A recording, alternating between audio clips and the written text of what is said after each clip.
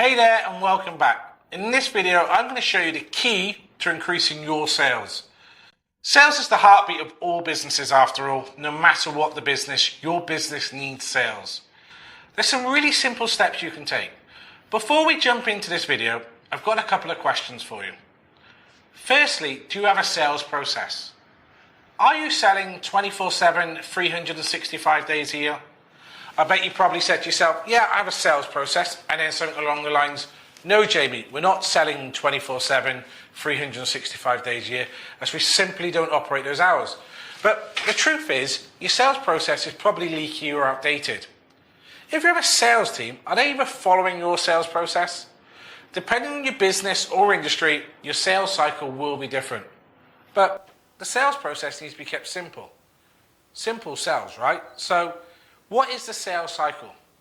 Step number 1, the lead or opportunity comes in. In fact, let's bring these up on screen. Step number 2, contact with the lead or opportunity. Step number 3, the pitch or presentation. Step 4, following up with the lead or opportunity. Step 5, securing the sale. Step 6, asking for referrals.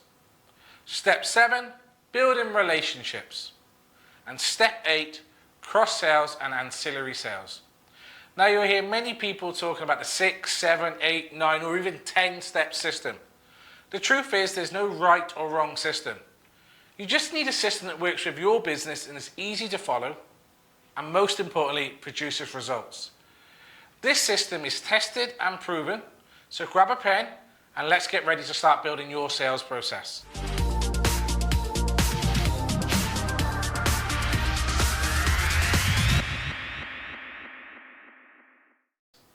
So step 1, the first thing we need to look at is when the lead or opportunity comes into the business. How does it actually come into the business? Does it go into a CRM system? Who gets the lead? Basically, does the lead go to the right person at the right time? Because if we're honest, it takes so much effort and money to generate leads, why waste it? On the subject of time and effort, are you generating the right type of lead? I said I'm going to help you generate more sales with more profit. A key part of this process is giving you back the time you need to focus on generating more sales. Now, I don't want to get rid of your non-performing leads. I just need you to understand why they're not performing. Now, make sure you watch this video to the end as I break down each stage and then I'll show you how to pull them all together. Trust me, you'll make more sales and more profit. Step 2. This is such an important part of the process and it's changed over the years. Oh, it's changed. Gone are the days of pounding the phone. Well, I say that, nothing beats speaking to a customer and understanding them and building rapport. But the landscape of communication is changing. How customers communicate with us is always changing and you need to understand that and implement changes in your business. Let me give you a quick example. A potential customer goes onto your website and they start an online chat. They ask a question. Now, most of you will try to get that person to book an appointment or jump on a call as soon as possible. You need to understand this person's reached out to you in a format they feel comfortable. And by you making them feel uncomfortable by trying to force them into your preferred medium of contact without building any rapport or trust. I want you to do something for me. I want you to imagine walking into a bar and seeing your ideal partner. Someone you're instantly attracted to. You know, the one that gets your heartbeat pumping faster, your hands feeling clammy. Now imagine walking over to them with a big smile on your face and saying, "Hi, I'm Jamie, fancy coming home with me?" Take a moment, just picture the response. I think it's fair to say you're probably not going to get the response you wanted. Now, here's the interesting part. If you went out to 100 people and asked the same question, you'd probably get a yes. That's the beauty of law of averages. Just think of all that time and work you had to do to get that yes.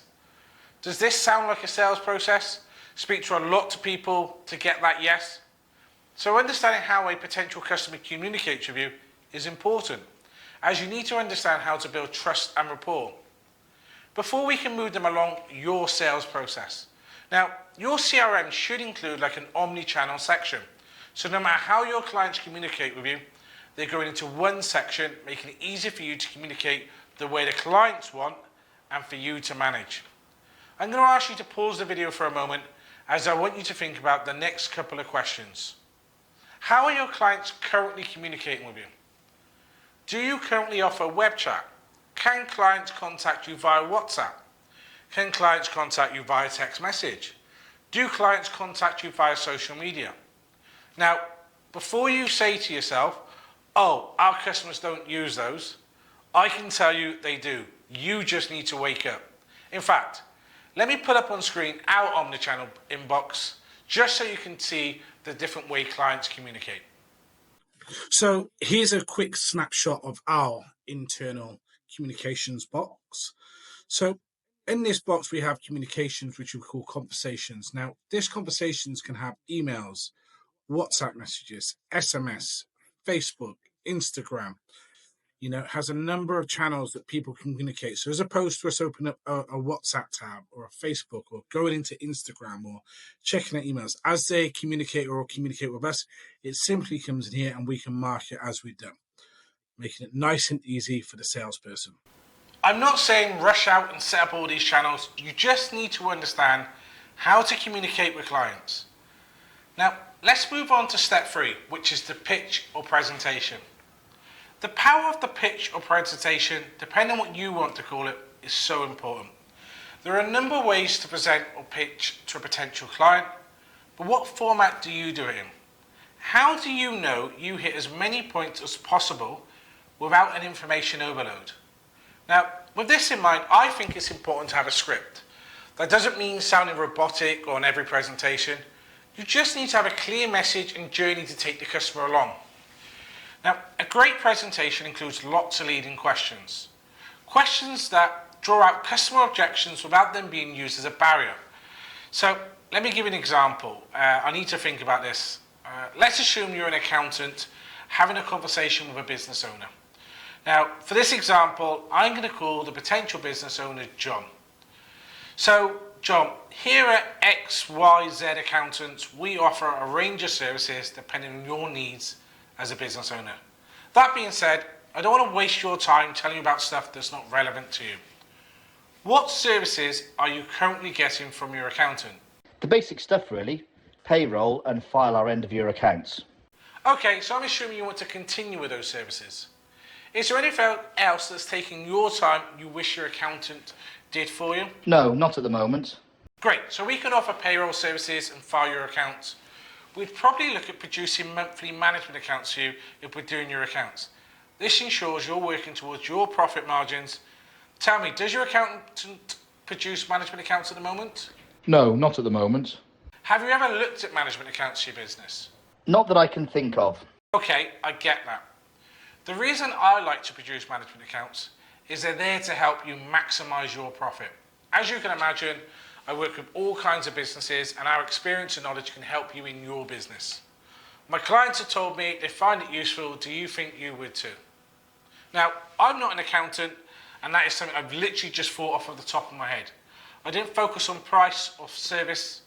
I focused how I can help their business and help them make better decisions. I'm not sat across from the table trying to pitch them. I'm sat next to them with my arm around them, helping them. At your presentation stage, are you asking questions?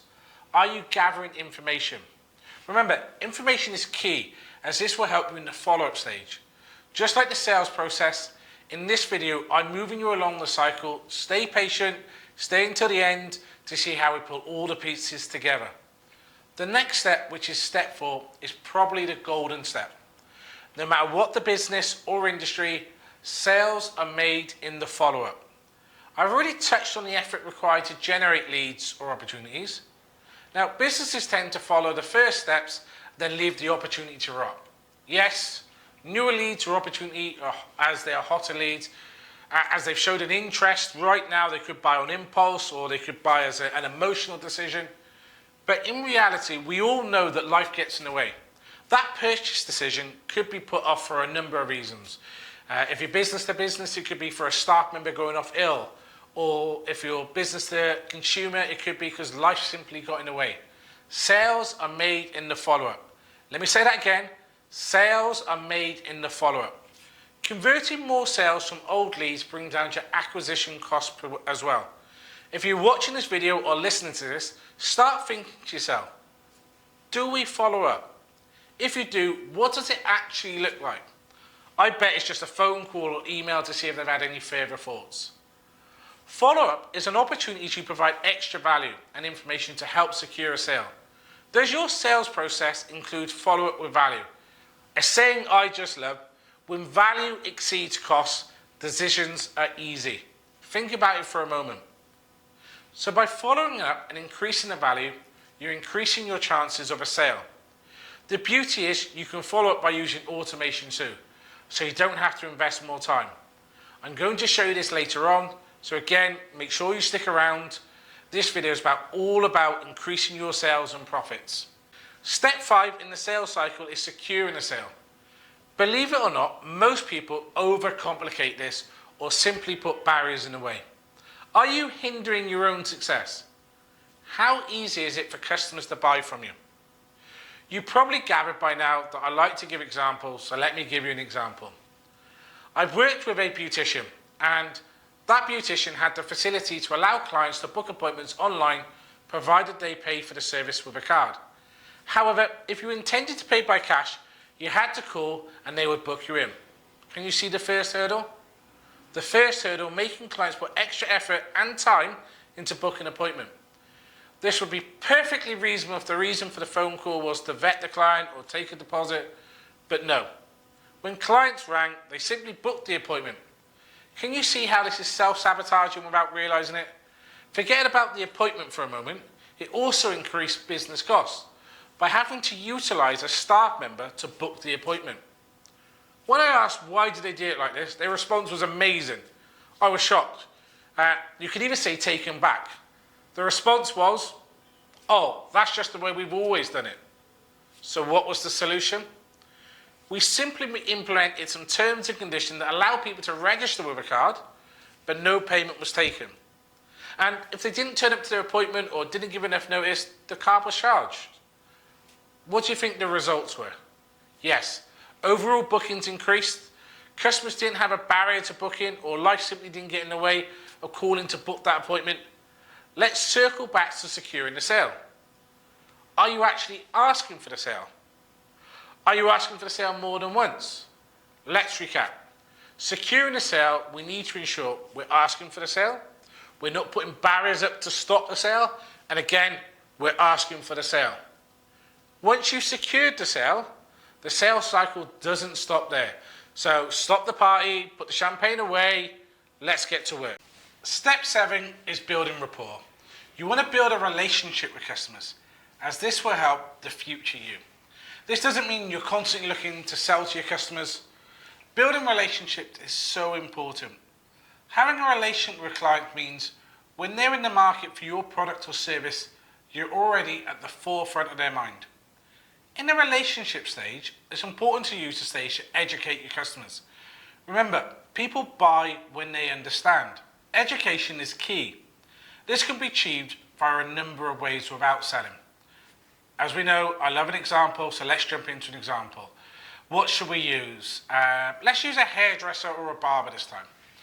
Let me ask you, how special would you feel if you was called by your hairdresser or barber after a haircut, say a day or two later? Imagine they was just checking to ensure you're happy with your haircut. That's a wow moment. No one does it. Let's say the hairdresser or barber went a step further.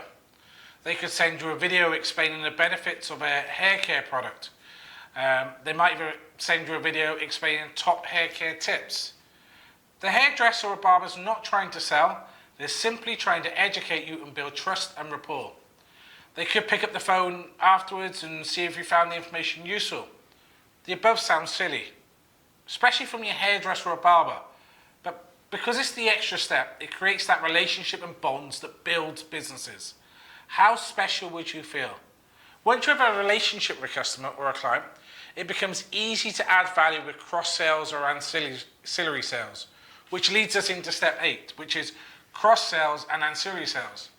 Now, when I learned the importance of cross-sales and ancillary sales, my mind was blown for a number of reasons.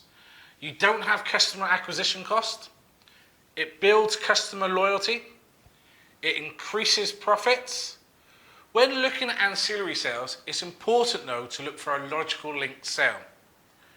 What do I mean by this? Well, sales that simply tie in what the customer is buying. So again, we love an example, so let me give you an example.